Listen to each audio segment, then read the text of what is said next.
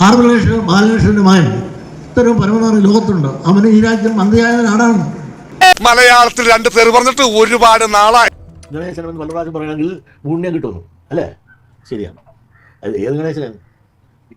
വിഘ്നേശ്വരനായ ഗണേശൻ. അവന്റെ തന്തയാണ് നടേശൻ. സ്വഭാവശുദ്ധി ജീവിതത്തിലുണ്ടോ? ഇതും ഈ രാഷ്ട്രീയത്തിൽ നമ്മൾ കാണുന്നുണ്ട്. അവരുടെ കയ്യിലിരിക്കട്ടെ, നമ്മുടെ കയ്യിലിരിക്കട്ടെ. ഇതൊന്നും എന്നെ പറ്റി ഇവർക്ക് പറയാനൊക്കെ തന്തക്കിട്ട് പാര വെക്കുന്നതാണ്. അപ്പൊ തന്തക്കിട്ട് പാര വെച്ചവൻ ഈ ഗണേശൻ പറ്റി എന്ത് പറയാനാണ്? ഒരു കയ്യബദ്ധം നാറ്റിക്കരുത്. അവരവരുടെ സംസ്കാരം അനുസരിച്ച് അവർ സംസാരിക്കും. അത് നമുക്കൊന്നും ചെയ്യാൻ പറ്റില്ല. അല്ല, അതൊരാളെ സംസ്കാരം. എല്ലാവർക്കും അതേ സംസ്കാരമാണ്. അല്ലല്ലോ, ആ ലെവലല്ല എൻ്റെ ലെവൽ. ഇപ്പൊ കിട്ടൂടാ, ഇപ്പൊ കിട്ടും.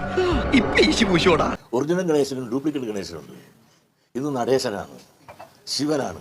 ഈ ശിവന്റെ മകനല്ല, അത് വേറെ കണ്ടവല്ലുണ്ടായ മകനാണ്. എന്താ പട്ടികളെ, തെണ്ടുകളെ, ഊളന്മാരെ, എന്താ നിന്റെ കണ്ണാക്കിൽ പിണ്ണാക്ക് തള്ളിക്കയറ്റി വെച്ച ഇത്തരവും സ്ത്രീ വിഷയത്തിലാണെങ്കിലും സാമ്പത്തിക കാര്യത്തിലാണെങ്കിലും ഇത്തരം കുഴപ്പം കാണിക്കുന്നത് ഉമ്മൻചാണ്ടി ചതിച്ചതിന് കൂലി കിട്ടിയതല്ലേ MLA സ്ഥാനം, പിന്നെ മന്ത്രി സ്ഥാനം.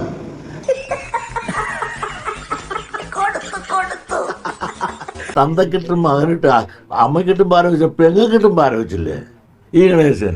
ഇത് ഡ്യൂപ്ലിക്കേറ്റ് ഗണേശൻ. 2 ഓലക്കീറോ വെള്ള തുണി എടുത്തോളൂ എന്നെ മൂടാൻ.